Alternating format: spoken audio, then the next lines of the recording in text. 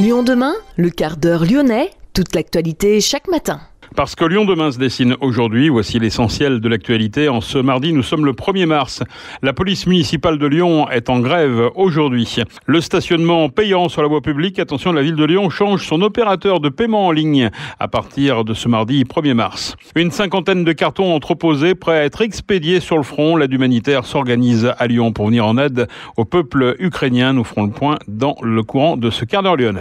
Suite à la sortie du dernier rapport du GIEC, une quinzaine d'activistes du collectif Alternativa ANV-Rhône ont peint une gigantesque main rouge sur la place des terreaux pour alerter sur l'urgence climatique. La grande concertation sur l'extension de la zone à faible émission touche à sa fin. Une réunion de synthèse est prévue ce soir de 18h30 à 20h30 sur la chaîne YouTube de la métropole. À Fourvière, Jean-Paul II se refait une beauté. Et puis nous partirons à la découverte, dans ce quart d'heure lyonnais, du centre de soins pour animaux sauvages, l'Hirondelle, basé à Saint-Forgeux et qui dispose d'une antenne à Dardilly. Lyon demain, le quart d'heure lyonnais, toute l'actualité chaque matin. Gérald de Bouchon. Bonjour à tous, bienvenue dans ce quart d'heure lyonnais. La police municipale de Lyon est donc en grève ce mardi. Les négociations hier après-midi entre la direction générale des services de la ville de Lyon et l'intersyndicale de la police municipale n'ont pas abouti. L'accord était pourtant proche, mais un point de blocage subsiste sur les dimanches travaillés, devenus obligatoires, 1 sur 6, et sur l'IAT, autrement dit l'indemnité spéciale.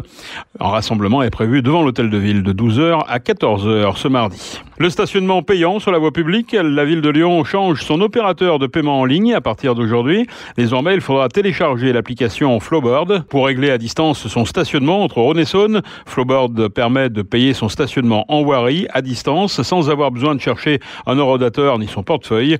L'usager peut prolonger son ticket en cas de besoin ou au contraire le stopper pour ne payer que le temps de stationnement réellement consommé. L'application reconnaît automatiquement la zone de stationnement dans laquelle la voiture se trouve par géolocalisation. Flowboard est utilisé dans 80 pays et 4350 villes à travers le monde, et notamment à Oulin et Caluire. Le paiement par horodateur est évidemment toujours possible. Lyon demain, la radio lyonnaise à écouter partout dans le monde. Une cinquantaine de cartons entreposés prêts à être expédiés sur le front. L'aide humanitaire s'organise à Lyon pour venir en aide au peuple ukrainien. Vêtements, sacs à dos, bougies, vaisselle, médicaments ont été collectés depuis l'appel aux dons lancé le 26 février dernier. Des dons centralisés à la paroisse Saint-Athanase-le-Grand à Villeurbanne. Lyon-Ukraine a besoin de beaucoup plus de médicaments, notamment des hémostatiques, des antidouleurs et autres garrots. Cédric Van Stevendel, le maire de Villeurbanne, annonce mettre en place l'accueil des réfugiés ukrainiens sur sa commune. Le maire a pris contact d'ailleurs avec la paroisse orthodoxe Saint-Athanase, considérée comme un point de regroupement de la communauté ukrainienne dans la métropole. Des actions, collecte, accueil de réfugiés seront mises en place dans les prochains jours. La ville de Lyon est également mobilisée avec une collecte mise en œuvre dans les mairies des 9 arrondissements. Plus de 500 000 civils ont fui la guerre vers des pays limitrophes. Lyon Live, antenne des Joyeux Petits Souliers, organise le rapatriement de 50 enfants réfugiés. Ils arriveront en bus vendredi à Saint-Pierre-de-Chandieu, accompagnés par quelques adultes. Les enfants de l'association viennent chaque année à Lyon pour des représentations. Le réseau de familles qui ont déjà l'habitude de les accueillir a pu être mobilisé. Francheville dit également venir en aide aux familles ukrainiennes de la guerre. La commune s'est proposée d'accueillir des familles sur le site Les Grandes Voisines de l'ancien hôpital Charial. Mais le centre en question, géré par le foyer Notre-Dame des Sans-Abris et par la Fondation Armée du Salut, tourne déjà à plein régime. Aucune place disponible donc pour d'éventuels réfugiés ukrainiens. La proposition de la ville de Francheville est d'autant plus curieuse que la municipalité s'était battue contre ce projet de centre d'accueil fin 2020, dénonçant un manque de concertation avec les élus locaux. Ces derniers défendaient un autre projet de requalification du site, libéré par le départ de l'ancien hôpital gériatrique. Lyon demain, un site internet, du son, de l'image, un média complet pour les Lyonnais qui font avancer la ville. Suite à la sortie du dernier rapport du GIEC, une quinzaine d'activistes du collectif Alternativa ANV-Rhône ont peint une gigantesque main rouge sur la place des terreaux pour alerter sur l'urgence climatique. Selon une étude, le temps accordé aux enjeux du climat totalise 2,7% seulement sur l'ensemble du temps de parole des candidats à la présidentielle. Le dernier volet du rapport est pourtant alarmant. Le collectif Alternativa ANV-Rhône propose un projet d'écologie populaire, le plan A, une autre vision du du monde, avec en particulier un grand plan de rénovation thermique des bâtiments, la mise en place d'une sécurité sociale alimentaire, la création de 2 millions d'emplois verts ou encore une taxation des revenus du capital au même titre que les revenus du travail. Une marche pour le climat, Look Up, est prévue le 12 mars prochain au départ de la place Jean Massé.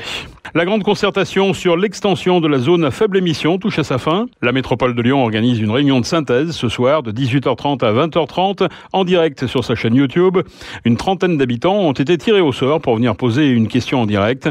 Il s'agit de déterminer notamment le calendrier de la sortie du diesel dans la métropole de Lyon à l'intérieur de la ZFE. Il sera aussi question de l'extension du périmètre de la ZFE ou encore des mesures d'accompagnement. Pour nous écouter en voiture, utilisez l'application Lyon Demain. La campagne présidentielle, le candidat du nouveau parti anticapitaliste, Philippe Poutou, sera à Villeurbanne ce soir pour un meeting à partir de 19h au centre culturel Cour-Émile Zola. Il présentera son programme de rupture anticapitaliste. Le candidat propose notamment le SMIC à 1 800 € net, 100% d'énergie renouvelable en 2050, l'arrêt des fermetures de lits dans les hôpitaux, l'expropriation des grands groupes de l'industrie pharmaceutique, la semaine de 32 heures de travail ou encore la retraite à 60 ans. Installée sur le parvis de la basilique Notre-Dame de Fourvière depuis 2011, la statue de bronze de Jean-Paul II a noirci avec le temps. Sa restauration vient de débuter. Elle va durer 2 semaines sur site. Réalisée par l'artiste Elisabeth Cibot, la statue va retrouver tout son lustre. L'oxydation de surface doit être enlevée par micro-abrasion à basse pression. Une nouvelle patine à chaud sera réalisée afin de rendre à l'œuvre son aspect initial dans des tonalités blanches. Cette statue avait été érigée en souvenir de la visite du pape en 86. Lyon Demain, Focus Association. Vous découvrez un oiseau blessé, un hérisson égaré ou un bébé blaireau. Vous êtes sensible au bien-être animal et vous n'entendez pas l'abandonner ainsi. Ayez le réflexe d'appeler le centre de soins pour animaux sauvages, l'Hirondelle. Des spécialistes de la faune sauvage sont à votre disposition par téléphone ou pour accueillir l'animal si nécessaire. Menacé à plusieurs reprises de fermeture, et même fermé en 2019 pendant 1 an, car souvent en manque de financement ou de bénévoles, l'Hirondelle remplit pourtant une mission très utile à l'heure où l'on parle d'extinction de certaines espèces. Nous avons rencontré Anne Fourier, chargée de développement pour l'Hirondelle. C'est un centre de soins pour animaux sauvages, donc on récupère la faune sauvage blessée, on la soigne, on la réhabilite et ensuite on la relâche dans son milieu naturel. Alors l'hirondelle, ça pourrait faire penser à des oiseaux, mais ce ne sont pas uniquement des oiseaux que vous récupérez ? Tout à fait. On récupère oiseaux et mammifères sauvages, donc au niveau des oiseaux, on récupère toutes les espèces sans discrimination, du petit moineau jusqu'au grand vautour. Et au niveau des mammifères, c'est pareil, on récupère autant les mal-aimés que les petites musaraignes ou encore le cerf, le chevreuil, le chamois. Alors c'est une structure quand même qui est importante, je trouve qu'il y a une dizaine de salariés et beaucoup de bénévoles. Et combien d'animaux accueillis finalement ? On a récupéré en 2021 6 820 pensionnaires. C'est énorme, on n'a jamais vécu une année aussi importante que 2021. On a pris 104% d'augmentation de prise en charge. On est très inquiet pour l'avenir parce que le centre prend une ampleur importante et on a énormément de pensionnaires qui arrivent chaque année et on n'a pas les finances qui suivent bien derrière. Alors vous avez besoin de quoi ? De financement, de bras ? On a besoin de tout. Évidemment, les financements, c'est le nerf de la guerre. On a besoin d'avoir des dons des particuliers pour nous aider à subvenir aux besoins des pensionnaires. Et effectivement, on a aussi besoin de bénévoles, d'éco-volontaires, de bénévoles récupérateurs pour aller chercher les animaux qui restent coincés chez les gens. Donc on a besoin à peu près de beaucoup de personnes et de beaucoup de générosité pour nous aider dans nos missions. Que présentent exactement les animaux qui vous sont apportés ? Ce sont des animaux blessés essentiellement ? C'est exactement ça. C'est blessé suite à un choc véhicule, un choc vitre, un empoisonnement, une prédation chat, un dérangement de l'animal qui est en train de nicher.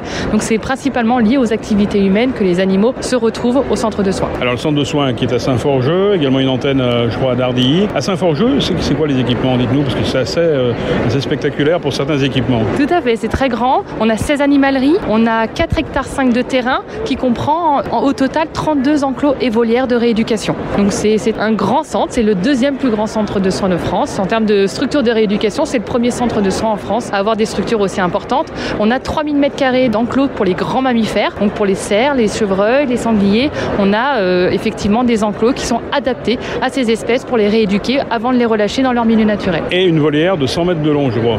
Exactement, ça c'est aussi unique en France. On a une grande volière très très longue avec aucun aménagement à l'intérieur. C'est volontaire, c'est pour que l'animal puisse vraiment battre des ailes le plus longtemps possible et se rééduquer au mieux pour être relâché plus rapidement. Alors quel est le conseil que vous donnez à quelqu'un qui trouve un animal ou un oiseau qui est en danger dans la nature ? Effectivement, s'il est sûr en fait que l'animal est blessé, il faut le mettre au calme, au chaud, dans un carton fermé et nous appeler. Si la personne a des doutes sur son état, qu'il nous prenne une photo et qui nous appellent. On peut aussi apporter des conseils. Nous, on n'est pas forcément là pour prendre en charge tous les animaux pour lesquels on est sollicité. On peut aussi aider ces animaux à être réintroduits dans leur milieu, puisque en fait, ils sont déjà bien mieux dans leur milieu. Les parents sont jamais bien loin. Un oisillon qui est tombé de l'arbre, c'est normal. Ça arrive régulièrement. Donc l'animal, il peut être soit laissé sur place, parce que les parents sont pas loin, on les voit pas, c'est normal, ils ont peur de vous. Mais c'est normal. Ou sinon, le remettre en hauteur pour éviter une prédation chat ou un risque sur la route. Se diriger vers son vétérinaire, c'est pas la bonne solution? Les gens ont ce premier réflexe. Généralement, c'est vrai que 2 tiers des personnes appellent son veto parce qu'on ne connaît pas l'existence des centres de soins. On n'est pas assez connus. On est un peu les grands oubliés de la protection animale. Mais effectivement, ils vont appeler le vétérinaire qui, eux, sont au courant qu'on existe. Donc, ils vont renvoyer vers le centre de soins ou donner le numéro et effectivement nous appeler derrière pour prendre en charge l'animal sauvage. Alors, on peut vous donner de l'argent, on peut aussi vous aider, je dirais, en vous donnant un coup de main. Pour faire quelles activités? On a plusieurs missions au centre de soins. Tout va dépendre en fait de l'investissement de la personne, le temps qu'elle a en fait pour s'investir. Plus elle pourra s'investir sur du long terme, plus elle pourra venir au niveau des animaleries pour nous aider à nourrir, pour nous aider à soigner les animaux. Si elle a un peu moins de temps ou que ce soit plus ponctuel, elle peut nous aider à rapatrier les animaux qui sont laissés en fait chez des particuliers qui ne peuvent pas se déplacer jusqu'au centre de soins. Et ça, c'est très précieux aussi, qui est vraiment le premier maillon en fait pour gérer les animaux et prendre en charge le plus rapidement ces animaux sauvages qui, en état de stress, il faut vraiment avoir une certaine urgence de prise en charge et les récupérer au plus vite. Alors à l'inverse, on peut aussi faire 100 km pour vous apporter un animal, y compris la nuit. Oui, enfin après on est ouvert en journée, donc la nuit il faut peut-être éviter de nous apporter un animal parce qu'on sera peut-être fermé, mais voilà, il faut nous prévenir. On va vraiment rester en alerte en fait par rapport à des urgences. On peut se déplacer si vraiment l'urgence de l'animal est importante, quoi. À Dardilly, on peut déposer les animaux, par contre il faut nous avoir prévenu en avance. De toute façon, même si vous pouvez le déposer effectivement tard le soir ou tôt le matin, il faut avoir prévenu le centre avant, mais vous pouvez déposer l'animal au centre à Dardilly sans aucun souci. Ouais. La solution, c'est aujourd'hui de s'organiser un petit peu entre centres. Je crois qu'il y a un collectif qui s'est monté. Ouais, il y a un réseau centre de soins faune sauvage qui s'est créé au niveau national, qui rassemble aujourd'hui 23 centres de soins. L'idée, c'est vraiment de pouvoir avoir une structure nationale qui puisse un peu valoriser aussi les centres de soins, les faire reconnaître au niveau du grand public, mais aussi au niveau du ministère, pour qu'ils puissent un petit peu nous comprendre notre problématique actuelle. Notre problématique, c'est quoi? C'est qu'on prend en charge des animaux de plus en plus nombreux. En moyenne, c'est entre 20 et 30% d'augmentation. L'hirondelle a pris 104% d'augmentation, ce qui est assez énorme. Et on aimerait que financièrement, l'État se responsabilise et trouve en fait des financements pérennes pour pouvoir continuer nos missions dans des conditions aussi sereines. Parce qu'en fait, chaque année, nous, on ne sait pas ce qu'on va devenir. On ne sait pas si on va refuser, continuer à prendre en charge des animaux. Et c'est ce qui nous fait aussi beaucoup de peine, c'est qu'on ne veut pas laisser des animaux sur le carreau, parce que c'est à cause de nous en fait qu'il leur arrive ces accidents, quoi. Je suppose que l'une de vos grandes satisfactions, c'est quand vous remettez l'animal dans la nature? Bien évidemment, ça c'est le plus grand des bonheurs et c'est bien pour ça qu'on continue ce métier, parce qu'il n'est pas forcément facile tous les jours, parce qu'on a aussi des pertes, bien évidemment, je vais pas vous le mentir. On a à peu près un animal sur 2 qui s'en sort et c'est relâché, c'est des petits moments de bonheur et c'est des moments aussi qui font sourire et qui font plaisir et qui maintiennent les équipes. Il reste combien de temps en moyenne chez vous? 45 jours. Un animal, c'est 45 jours en moyenne au centre de son arrivée jusqu'à son relâché. La fameuse volière de 100 mètres de long, c'est vraiment un outil génial parce que l'animal reste moins longtemps parce qu'il est rééduqué de meilleure façon. L'appel coup lancé aussi, il est aussi pour les collectivités. Toutes les mairies participent ou pas forcément? Bien sûr que non. On aimerait que toutes les collectivités sur le territoire sur lequel on intervient se responsabilisent et nous aident. Ce qu'on a nous demandé à une époque, c'est 10 centimes d'euros par habitant et par an. C'est toujours d'actualité, mais c'est vrai que du coup, voilà, c'est une proposition et pas une obligation des mairies, donc ils font bien ce qu'ils veulent. Aujourd'hui, on a une centaine de communes qui nous aident à la hauteur de cette demande, mais on aimerait vraiment que les collectivités et même les communautés de communes participent en fait à ce financement, puisque c'est pas grand chose qu'on demande et effectivement, ça nous aiderait vraiment sur le long terme. Et votre mission n'a rien à voir avec la SPA? Non, on est sur la faune sauvage uniquement. La SPA gère la faune domestique et effectivement, nous, c'est tout ce qui est animaux sauvages qu'on trouve autour de chez nous, quoi. La faune sauvage locale. Pour se renseigner, rendez-vous directement sur le site hirondelle.ovh. Également un numéro de téléphone, le 04 74 05 78 85. Conséquence de la guerre en Ukraine, l'Euroleague de basket suspend les clubs russes. L'Asvel ne jouera pas ce soir contre le Zénith Saint-Pétersbourg. Le CSKA Moscou, le Zénith donc, ou encore Kazan sont suspendus de compétition. Le match de l'Asvel prévu contre Kazan est lui aussi reporté. Le prochain match des Villeurbanais sera donc contre Boulogne-le-Valois dimanche prochain en championnat élite. Peter Bosz garde toute la confiance du président Aulas pour mener à bien l'équipe lyonnaise et pour la mener sur le podium d'ici à la fin de la saison. C'est Jean-Michel Aulas qui l'a confirmé hier soir sur la chaîne L'Équipe. Jean-Michel Aulas a redit sa volonté de voir le football suivre la voie du rugby avec plus d'images sous tous les angles à disposition des arbitres tout en les équipant de micros pour que les explications soient plus claires. Le président a largement commenté l'erreur d'arbitrage lors du match face à Lille. Erreur reconnue mais qui a coûté la défaite à son club le week-end dernier. C'est la fin de ce quart d'heure lyonnais. Merci de l'avoir suivi. On se retrouve demain, même heure, mêmes antennes. En attendant, passez une excellente journée.